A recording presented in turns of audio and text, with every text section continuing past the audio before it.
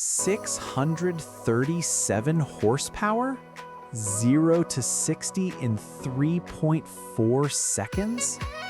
$24,000? The math doesn't work. The physics don't work. The economics definitely don't work. So how is this car real? This matters because we've been conditioned. We believe performance costs money, luxury costs money, technology costs money. This car is a sledgehammer to that belief system. This isn't a stripped-down econo box with a big motor. This is a full-size luxury tech sedan with a screen wider than your sofa that charges in minutes and will outdrag a V8 muscle car from a stoplight. If this had a German badge, it's a $90,000 car. With a Tesla badge, $60,000. It has neither. It has a Geely badge, and that changes everything you know about what's possible. This is the new benchmark, and the rest of the world hasn't even seen it coming. This is the Geely Galaxy E8. Think of it as what would happen if a Tesla Model S and a Porsche Taycan had a baby, and that baby was raised by a tech giant with a blank check. It's a large, 5-seat electric sedan. It's built on Geely's sustainable experience architecture, the same 800-volt platform that underpins the Lotus Electra Hyper SUV. Let me repeat that. This 24K sedan shares its bones with a $100,000 Lotus. It's for the tech-obsessed performance buyer who, until now, had zero options under 50 grand. It's for the person who looks at a BMW i4 and thinks, I want that, but I also want my retirement savings. Reason 1. The performance is a glitch in the matrix. 637 horsepower, 710 Newton-meters of torque, all-wheel drive, 3.4 seconds to 60. For context, a 650 horsepower BMW i5 M60 costs over $110,000. This is the "this shouldn't exist at this price" moment cubed. They've created a gravitational pull so strong it warps the entire market around it. Reason 2. It solves the fast car slow charge paradox. The 800-volt architecture means it can add 350 kilometers of range in 15 minutes. That's a coffee break. You don't buy this power to baby it, you use it. And 800-volt charging means you can use it all day without being chained to a plug. It turns a super sedan into a practical daily driver. Reason 3. The interior is from 2030. This 45-inch 8K screen isn't a gimmick. It's a single, seamless pane of glass. The graphics are video game sharp. It runs a Fly Me Auto system so smooth it makes other car interfaces look broken. It has ambient lighting, premium materials, and a quiet cabin.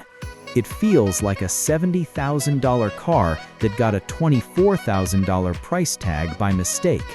And that mistake is their competitor's nightmare. So, the inevitable.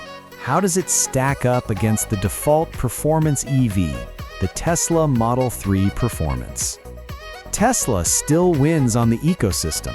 The supercharger network in many regions is unbeatable. Their software maturity and over-the-air update track record is proven.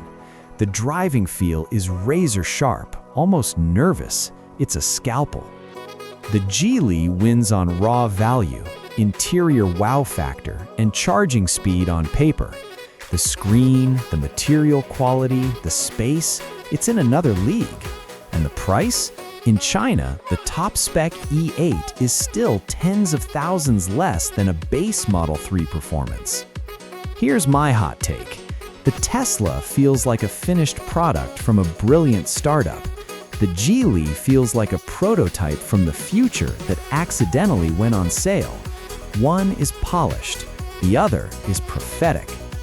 So the question is, How much is Tesla's established network and software worth to you? Is it worth a $20,000 premium for less interior tech and similar straight-line speed? Why isn't this shaking American showrooms? Geely isn't stupid, they're strategic. First, they're using cars like the E8 to dominate every segment in China and Europe first. Why fight the 27.5% US tariff wall when you can conquer the rest of the world effortlessly? They're building unassailable market share elsewhere. Second, Geely is building global credibility through its owned brands, Volvo, Polestar, Lotus, Smart. The Geely badge itself needs time to become desirable in the West. Launching a 24K super sedan too early could backfire, seen as cheap rather than astounding value. Third, they might bring this technology to America under a different, more premium badge. Why sell a 24K Geely when you could sell a 45K Polestar with the same guts and make more profit? The tech is coming, the badge might not. So it's a masterclass in pacing. They have the ultimate weapon, and they're choosing not to fire it. Yet, they're making everyone else look overpriced first. The Galaxy E8 isn't a car, it's a fact. It is empirical proof that the combined forces of Chinese manufacturing scale, battery supply control, and software integration have created a new physics for the auto industry. The old equation, power plus luxury plus tech equals high price, is null and void. The E8 writes a new equation. Scale times vertical integration divided by ambition equals disruption. The pressure this puts on legacy automakers isn't about making cheaper cars. It's about explaining to a customer why they should pay triple for the same objective performance and superior tech.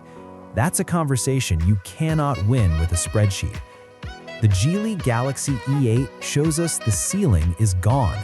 The only limits now are imagination and supply chains, and one side of the Pacific has just demonstrated a crushing, undeniable advantage in both.